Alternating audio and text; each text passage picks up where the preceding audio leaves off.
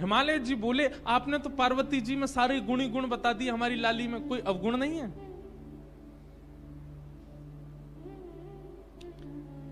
तब नारद जी महाराज कहते हैं, हमने आपकी लाली की हस्तरेखा देख करके दो चार कुछ अवगुण हैं, उनको मैंने पढ़ लिया, आप कह रहे हैं तो मैं आपको बता देता हूं। हिमालय महाराज, नैना देवी थोड़े से संकोच में आ गए, बोले बताइए भगवान। बोले, अगुण अमान मात पितहीना, उदासीन सब संशय छीना। आपकी लाली का जिनसे ब्याह होगा वो कैसे होंगे? बोले अगुण, उनमें कोई गुण नहीं होगा, सारे गुणहीन। जैसे गुण किसे कहते हैं? हमारे दामाद जी बड़े सरल हैं, हमारे दामाद जी बड़े अच्छे हैं, हमारे दामाद जी बड़े बुद्धिमान हैं, हमारे दामाद जी बड़ा मीठा बोलते हैं, ये सारे दामाद के गुण हैं। आपके जो दामाद जी होंगे वो अगुण होंगे, उनमें कोई गुण नहीं होगा। आप किसी दूसरे से कह नहीं सकते कि हमारे दामाद जी में ये गुण है। अगुण और अमान, मान रहित होंगे। कभी अगर दामाद जी आए और आप उनका स्वागत सत्कार नहीं करो तो उनको बुरा नहीं लगेगा, क्योंकि वो अमान हैं, वो मान रहित हैं। और तीसरी बात तो ऐसी बताई कि महाराज मैना देवी तो अपने छाती पे हाथ रख के बैठ गई। बोले क्या? मात पितहीना, आपके जो दामाद जी हैं उनके माता पिता नहीं है। आपके जो दामाद होंगे, मतलब आपकी लाली के सास ससुर नहीं होंगे। आज की कन्या होती तो खुश हो जाती, आज की कन्या होती तो बड़ी प्रसन्न हो जाती, बढ़िया हमारे सास ससुर ही नहीं है, केवल पतिदेव हैं। लेकिन नैना देवी बोली, ये कैसा बेटा? बोले फिर ये इसका जन्म कहां से हुआ? बोले कि पूरे विश्व को यही जन्म देते हैं, आपके जो दामाद जी होंगे इनको कोई जन्म नहीं देता। मात पितहीना, उदासीन सब संशयहीना। उदासीन है, अंतर्मुखी, इसको अंग्रेजी में कहते हैं इंट्रोवर्ट। अपमान सम्मान इनसे कोई, बहुत सम्मान कर दो तो प्रसन्न हो जाए ऐसा भी नहीं है, अपमान कर दो तो बुरा मान जाए, नहीं, कुछ नहीं। दाल रोटी खिला दो तो भी राजी, कुछ मत खवाओ भूखे रखो तो भी राजी। ऐसे उदासीन होंगे आपके दामाद जी। जोगी जटिल अकाम मन, नगन अमंगल भेष। नारद जी को इतना सच भी नहीं बोलना था, पहले ही डरा दिए माता पिता इतने। बोले कैसे होंगे? बोले जोगी जटिल। जटिल किसको कहते हैं? बोले बिल्कुल जड़ के भांति जो होता है। अकाम मन, बोले काम दूर दूर तक स्पर्श नहीं करेगा उनको। अकाम मन, कोई कामना नहीं होगी उनके मन में। जिनकी नगरी में आप बैठे हो उनके गुण सुन लीजिए। अकाम मन और नगन अमंगल भेष। सब लोग सावधानी से सुनो। बोले कैसे होंगे जिनसे इनका ब्याह होगा? बोले नग्न, वस्त्र पहना दो तो ठीक, नहीं पहनाओ तो कोई बात नहीं। अमंगल भेष। एक कथा हम एक महात्मा जी से सुन रहे थे।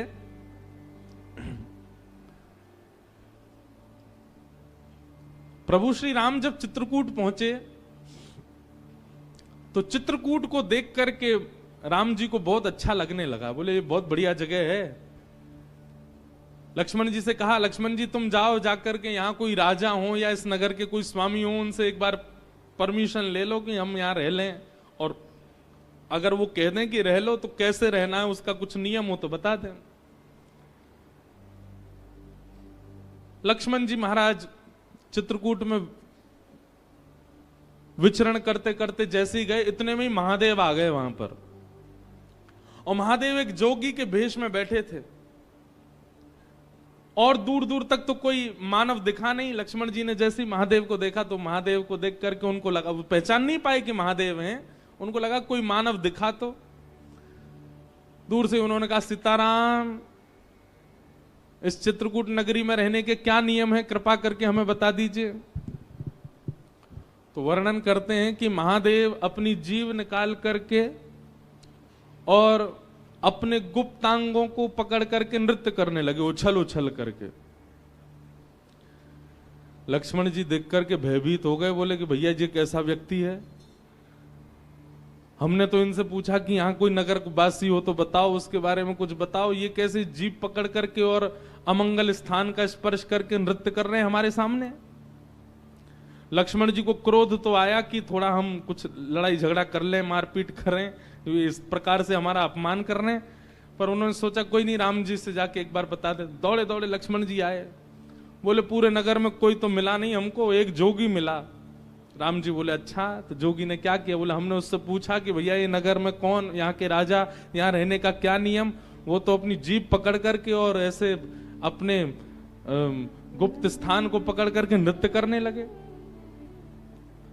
राम जी जोर से हंसे, लक्ष्मण जी को हृदय से लगा के बोले अरे तुमने साक्षात महादेव का दर्शन किया है, साक्षात महादेव है, उनके रूप को पहचानना बहुत मुश्किल है। बोले महादेव थे तो इस प्रकार से कौन नृत्य करता है? राम जी बोले भैया तुम समझे नहीं, समझदार को इशारा काफी, वो इशारा करके बता रहे थे। उन्होंने कहा कि इस नगरी में यदि रहना है तो सबसे पहले जीव पकड़ी, बोले वाणी वेगम, अपनी जीव को वश में रखना, रसना को वश में रखना, ज्यादा बहुव्यंजन पाने की इच्छा मत रखना। जीव पकड़ करके उन्होंने वह बताया। और दूसरी उन्होंने हमको आज्ञा की है कि भाई वनवासी बने हो, वन में रहने के लिए आए हो, तो अपने काम पर भी विजय प्राप्त कर लेना। इन दो चीजों पर विजय प्राप्त करके वन में रहा जा सकता है, ये संकेत किया है उन्होंने। लक्ष्मण तुम समझ नहीं पाए। लक्ष्मण जी तो बड़े भाव विह्वल हो गए, बताओ महादेव सामने आए, मैं उनको पहचान भी नहीं पाया। राम जी ने दूर से सुनकर के बता दिया कि वो महादेव है। तो ऐसे हैं महादेव। अगर किसी की बहुत प्रबल इच्छा हो कि मैं महादेव का प्रत्यक्ष दर्शन करूं, तो संसारी व्यवहारों से पहले अपने आप को ऊपर ले जाना, क्योंकि महादेव प्रकट होंगे, उनके आव भाव गुण स्वरूप को समझ पाना बहुत मुश्किल है, हर कोई नहीं जान पाएगा। नारद जी महाराज बोले जोगी जटिल अकाम मन नगन अमंगल भेष, ऐसा भेष होगा आपके दामाद का। अस स्वामी एहि कह मिलहि परी हस्त अरि रेख, मैंने इनकी हस्त रेखा देख करके ये पहचान लिया है।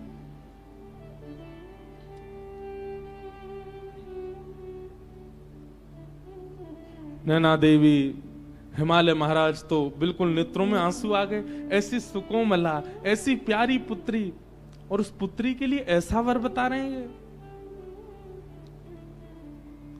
नारद जी कुछ करिए ना, ये तो पूरा माता पिता को जीवन भर यही प्रतीक्षा रहती है कि हमारी बेटी कितनी भी सुंदर हो, कितनी भी योग्य बने, पर उसका दामाद, उसका जो पति हो वो बहुत सुंदर आवे, बहुत सहज आवे, उसके अनुकूल आवे। आप कैसा बता रहे हैं? हमको तो बड़ी घबराहट हो रही है मन में।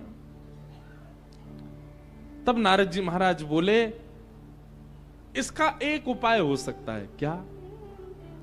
बोले जितने गुण लक्षण हमको पार्वती जी की रेखा देख करके और इनके मस्तिष्क को पढ़ करके दिख रहे हैं, ये सारे गुण लक्षण यदि किसी दैव पुरुष में हो और उनसे इनका ब्याह हो जाए तो मंगल हो जाएगा।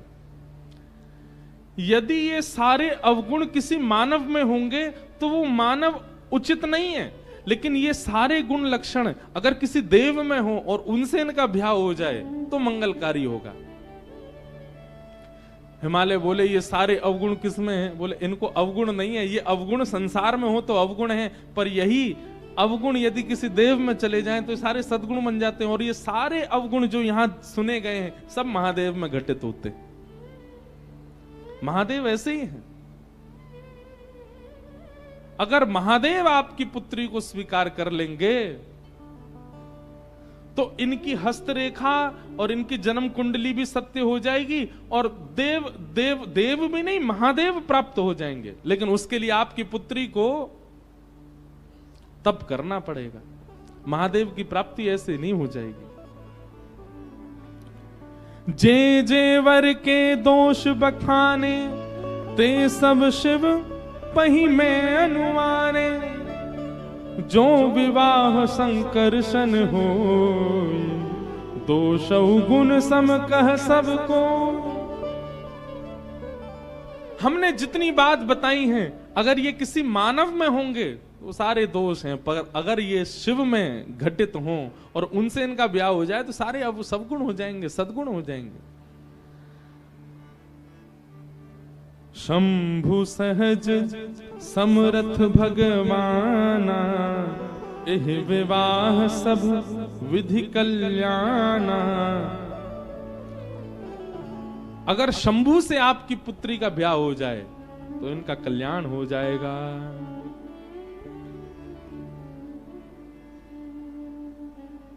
करना क्या होगा?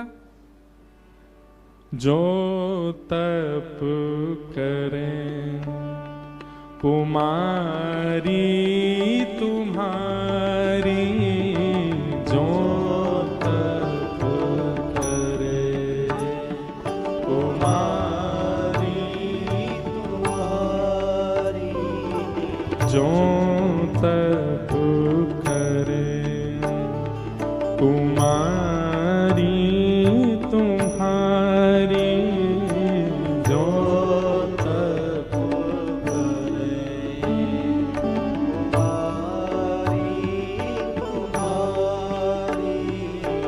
भावे मेट सकहीं त्रिपुरारी,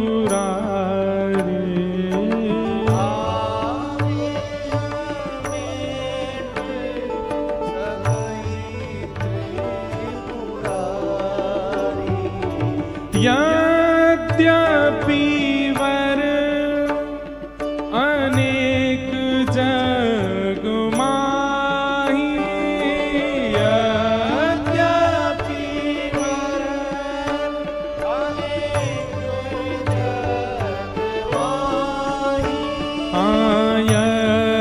यद्यपि वर अनेक जग माही, यद्यपि वर अनेक जग पर आपकी पुत्री के लिए यही कह शिव तज दूसर नाही, यही कह शिव तज दूसर नाही, जो तप करे कुमारी तुम्हारी, जो तप करे कुमारी तुम्हारी। अब जो तुम ही सुता पर नेहु, अब जो तुम सुता पर नेहु, तो ऐस जाई सिखावन देहु, ऐस जाई सिखावन देहु। हे मैया, अगर आपको अपनी पुत्री से बहुत प्रेम है तो अब जाइए, जाकर के पुत्री को समझाइए कि वो तप करना प्रारंभ करे, नहीं तो उसके हस्त कमल में, उसकी कुंडली में जो सारे दोष उसके पति में बताए गए वो सारे दोष रहेंगे। अगर उसने तप किया तो तप के प्रभाव से उसको देवादिदेव महादेव प्राप्त होंगे और उसके सारे पति के अवगुण सगुण बदल जाएंगे। हाँ करे सो तप जे ही मिलहि महेशु, करे सो तप जे ही मिलहि महेशु, आने उपाय न मिटहि कलेशु।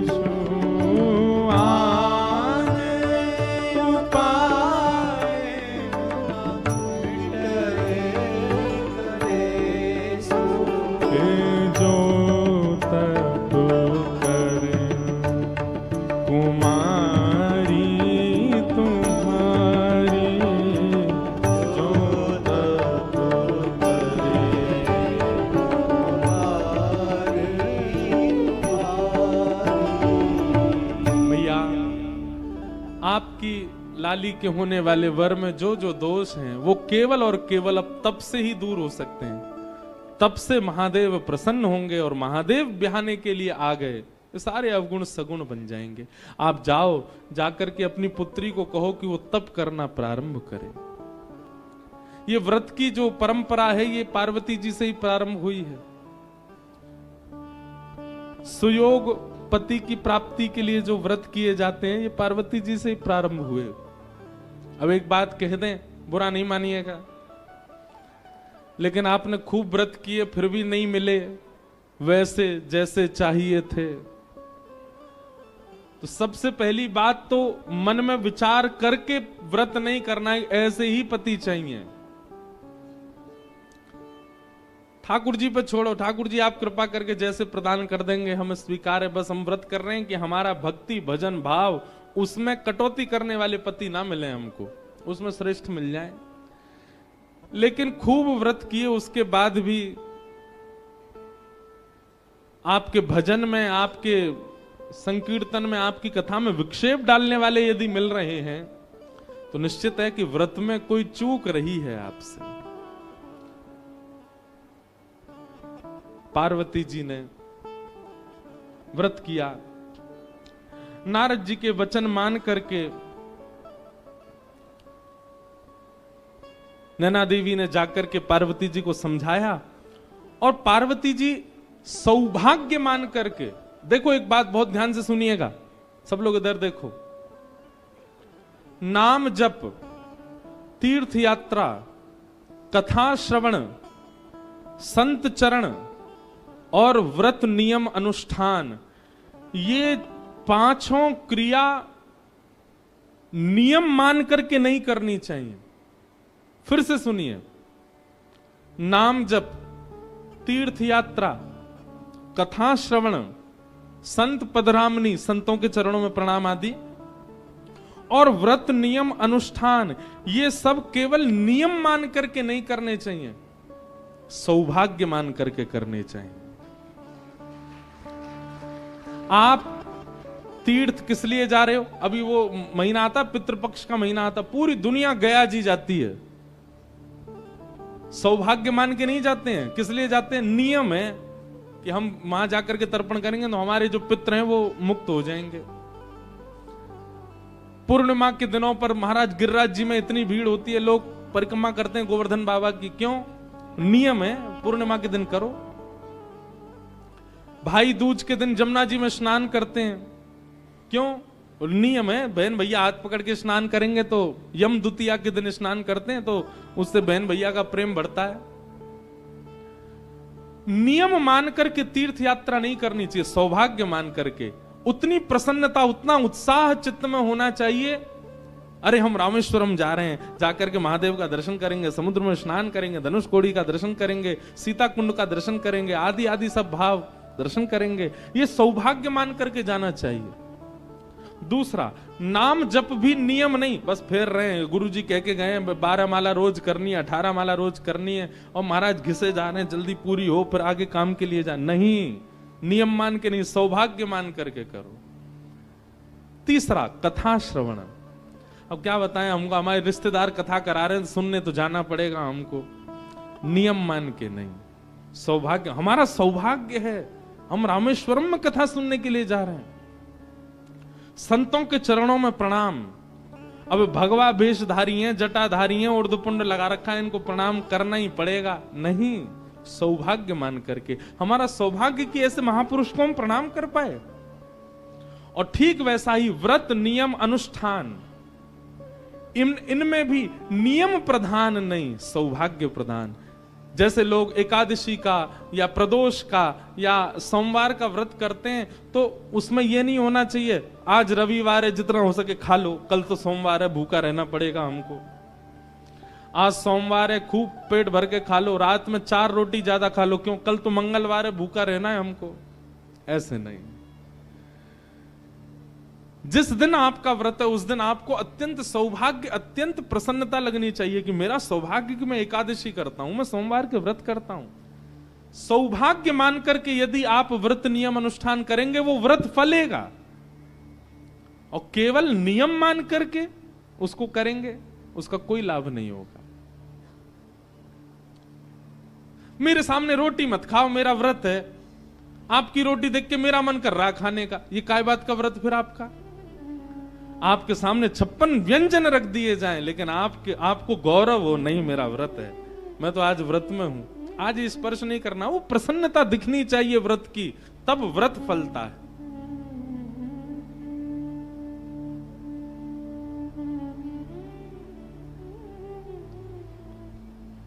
और जैसा तप बता करके गए, उर्धर उमा प्राणपति चरणा, जाई विपिन लगी तप करना।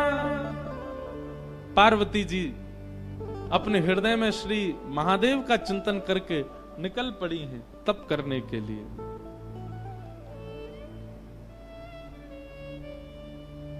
आहा, मानस जी में गोस्वामी जी वर्णन करते हैं पार्वती जी ने कैसा तप किया।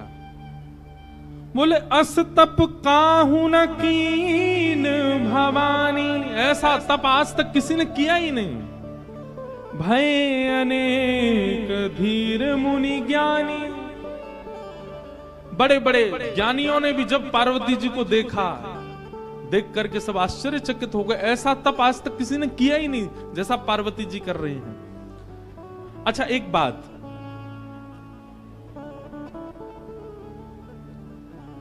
अब व्यवस्था में तप करना, जैसे कि पार्वती जी अत्यंत रूपवान हैं, पार्वती जी के पिता अत्यंत संपन्न हैं, जन्म से ही लाड़ प्यार और सब प्रकार की अनुकूल परिस्थितियां पार्वती जी ने देखी हैं, और उसके बाद में इस प्रकार का तप कर रही हैं, ये आश्चर्य की बात है। और जिस व्यक्ति ने बचपन से ही कुछ देखा ही नहीं, बिल्कुल अभाव ही देखा, वो तप कर ले तो कोई बड़ी बात नहीं, उसने बचपन से ही तप किया है। लेकिन पार्वती जी, उन्होंने तो जीवन में अभाव देखा ही नहीं है, और आज वे जाकर के तप कर रही हैं, तो उनका तप अति विलक्षण है। आहा,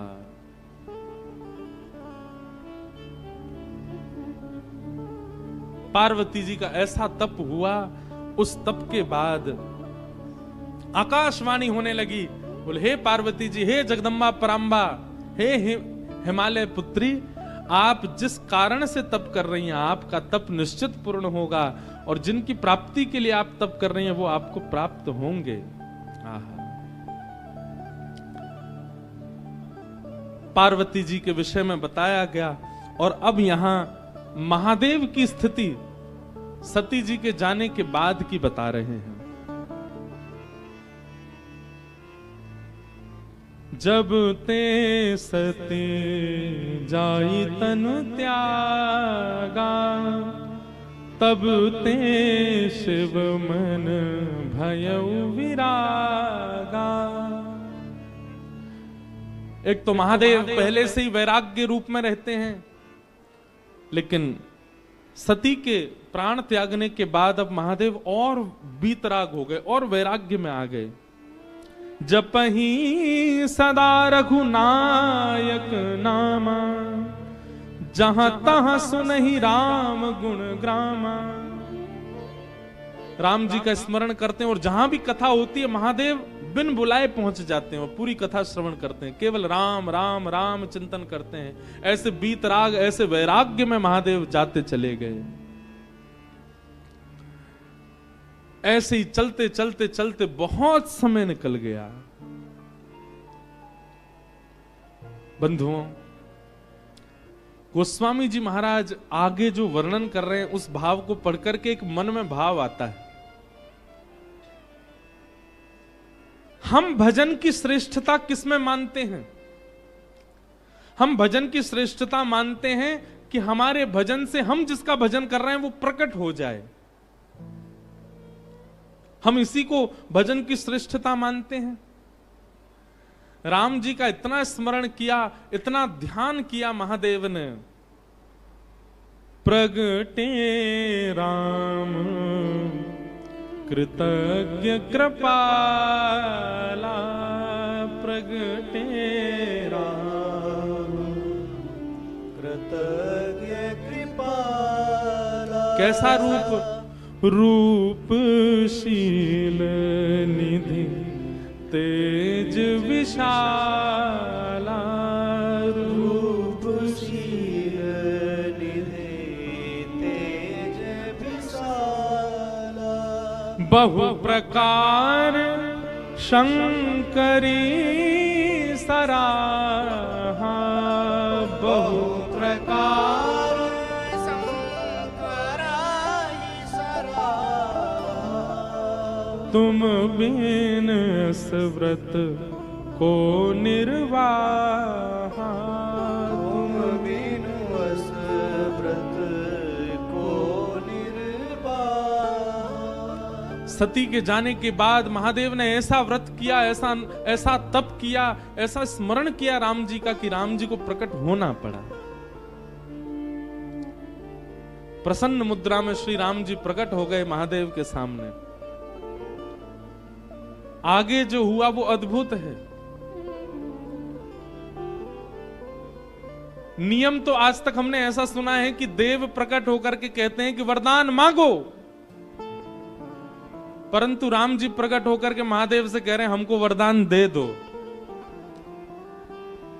महादेव की प्रतिज्ञा से, महादेव के तप से राम जी प्रकट हो गए और प्रकट होकर के राम जी महादेव से बोले हम आपसे बहुत प्रसन्न हैं, आपके भजन से बहुत प्रसन्न हैं, अब हम आपसे कुछ मांगना चाहते हैं। ये तो उल्टा ही हो गया। भजन उसको श्रेष्ठ मानो कि आराध्य प्रकट होके कहे कि हमको कुछ दे दो। अब बिनती मम सुनहु शिव, जोमो पर निज नेह, जाई विवाहु शैल जहि, यह मोहि मांगो दे।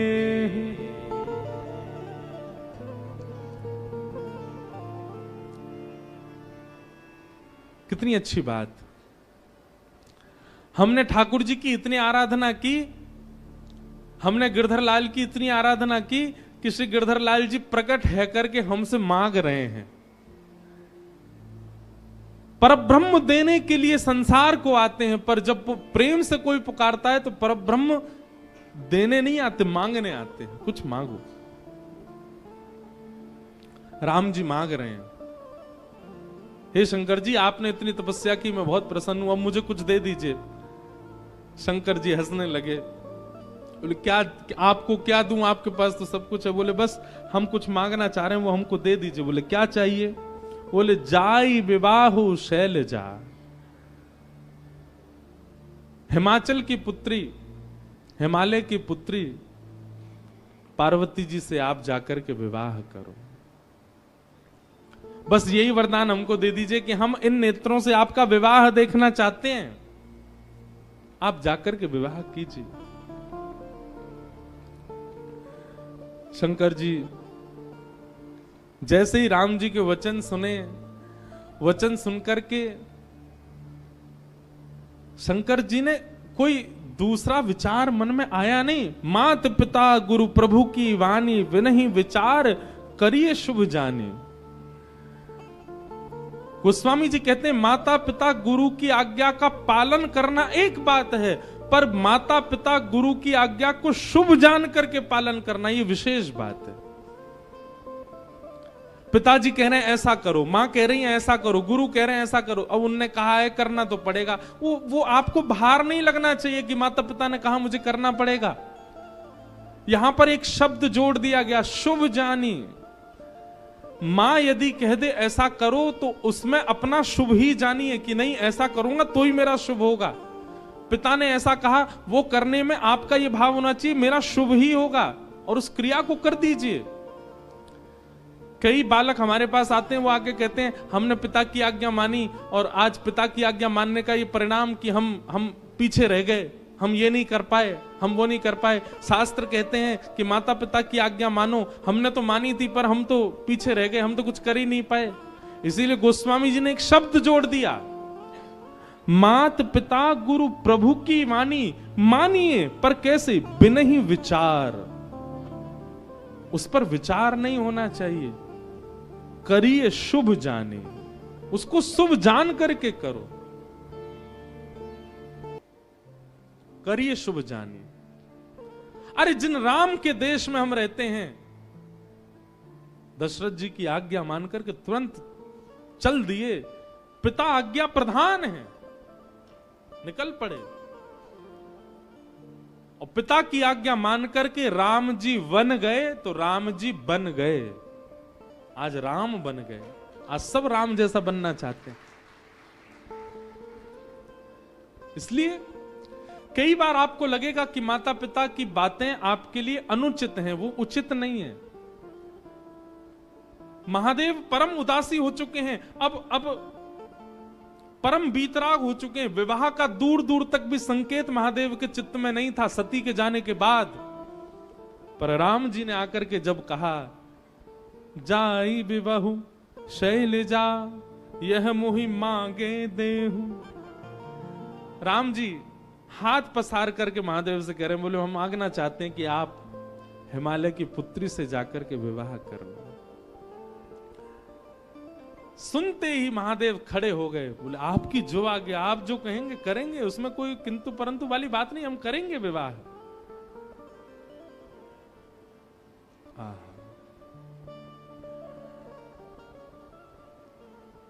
राम जी की पावन छवि को अपने हृदय में विराजमान करके राम जी की आज्ञा मानने को स्वीकार हो गए महादेव। सप्त ऋषियों को बुलाया और सप्त ऋषियों को बुला करके कहा कि राम जी ने एक कन्या ढूंढी है हमारे लिए, हिमालय की पुत्री है, आप जाकर के उसकी प्रेम की परीक्षा लेकर के आओ, कैसी है। सप्त ऋषियों को भेजा। आहा, सप्त ऋषि हिमालय की उस कंदरा में गए जहां पार्वती बैठ करके तपस्या कर रही थी। ऋषि ने गौरी देखी तह कैसी, मूरति मंत तपस्या जैसी।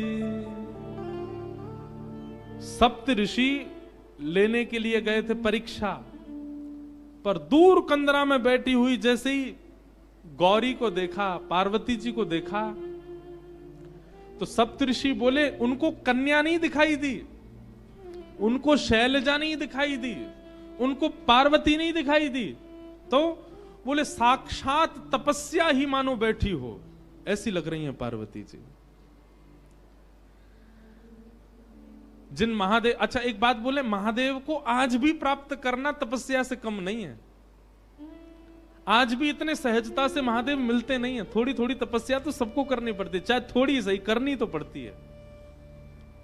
हमको रामेश्वरम आना पड़ा तो आने में ही तपस्या हो गई। जो लोग ट्रेन से आए हैं उन्होंने तो घनघोर तपस्या करी है, पर जो फ्लाइट से आए हैं उनकी भी तपस्या कम नहीं है। दिल्ली से उड़ो, पहले मदुरई की, अब तो सीधी फ्लाइट है, पर बीच में पहले हम आते थे सीधी नहीं थी, पहले चेन्नई रुको, फिर चेन्नई से दूसरी फ्लाइट पकड़ो, फिर मदुरई आओ, फिर मदुरई से गाड़ी चला के लौट के आओ, फिर यहाँ की भीड़ भाड़ में लग के जैसे तैसे। थोड़ा तप तो करना ही पड़ता है, बिन तप शिव नहीं मिलते। और शिव का स्वरूप क्या है? विश्वास। बिना तप के विश्वास प्रकट नहीं होता, तप तो करना पड़ता है। और जब अर्धांगिनी बनना है तो साक्षात तपस्या का रूप धारण करना पड़ेगा। सप्त ऋषियों ने जाकर के जैसे ही पार्वती जी को देखा तो कहने लगे, बोले कि ऐसा लगा ही नहीं कि कोई स्त्री बैठी है, कोई कन्या बैठी है, कोई गौरी बैठी है, कोई हिमालय की पुत्री, ऐसा लगा साक्षात तपस्या ही बैठी है। ऐसी तपस्या।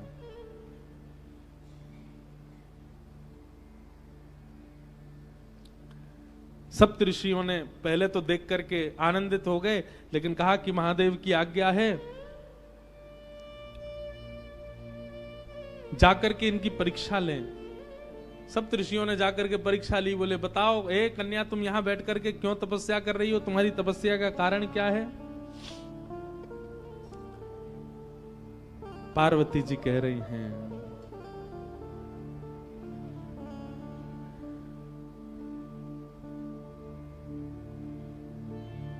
मेरे गुरु नारद ने आकर के जिनके वर्ण के लिए मुझे आज्ञा की है, मैं उन्हीं महादेव की प्राप्ति के लिए यहां तप कर रही हूं, उन्हीं महादेव की प्राप्ति के लिए यहां बैठी हूं।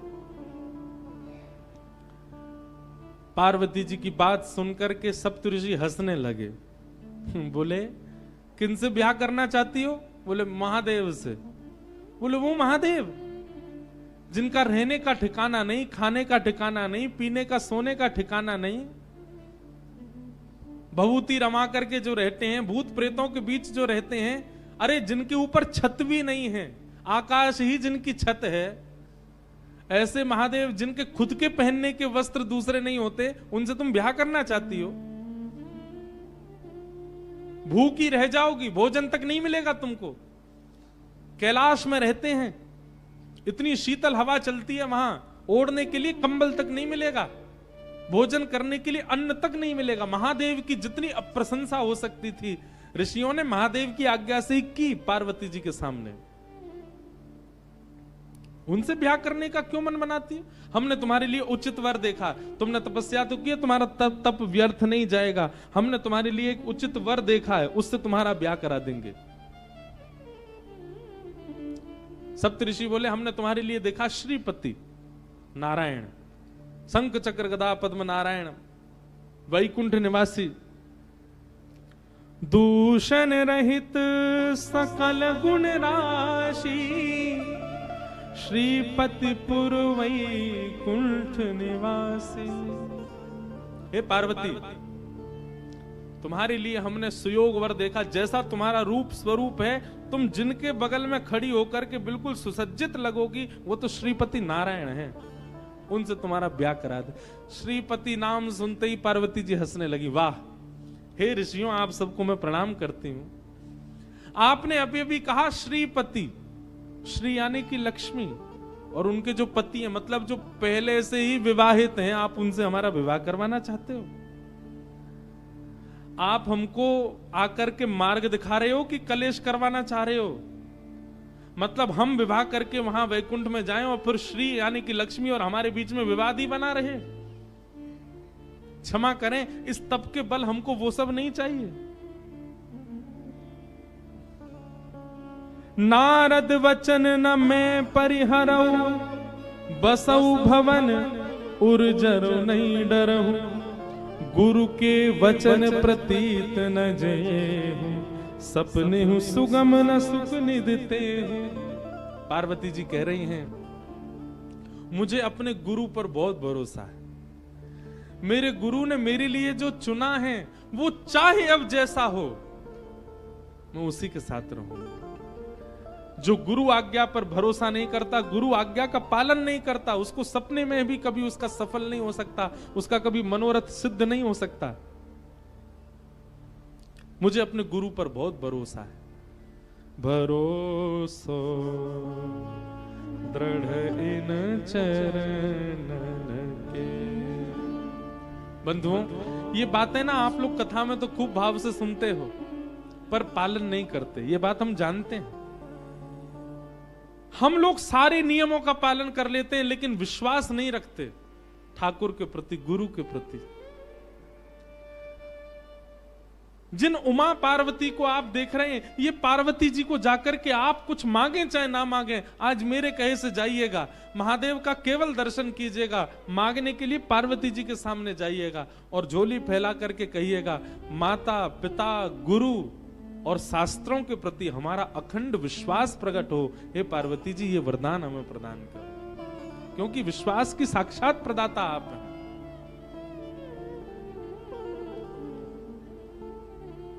आजकल की माता जी होती तो अब तक सप्तऋषियों की बात सुनकर के श्रीपति से ब्याह कर लिया होता। आजकल की माता जी तो ये सोचती है, ठीक है, श्री को हम देख लेंगे, हम ही अधिपत्य संभालेंगे वैकुंठ में, ऐसे के संग थोड़ी रहेंगी जिसकी इतनी निंदा कर रहे हैं सब लोग। अरे कहां तक कहें, पार्वती जी ने पहले तो गुरु विश्वास को अटल दिखाया कि मेरा मेरे गुरु के प्रति भरोसा है, वो जैसे भी चुन के लाएंगे मैं उनसे ब्याह करने को तैयार हूं। आहा, और यह पंक्ति तो इतनी अद्भुत है पार्वती जी की।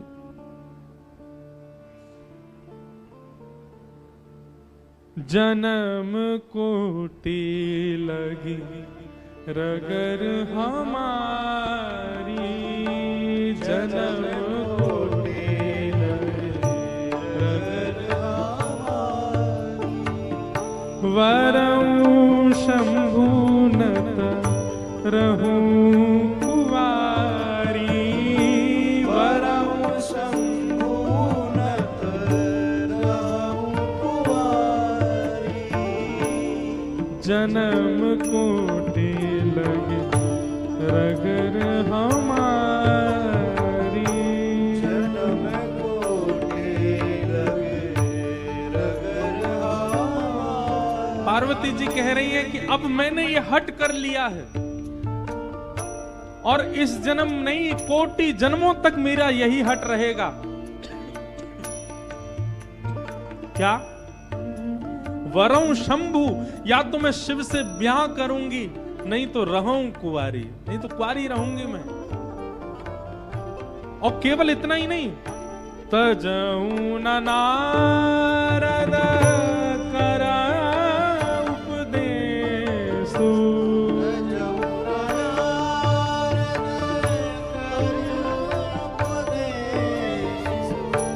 तजऊं न नारद कर उपदेशु।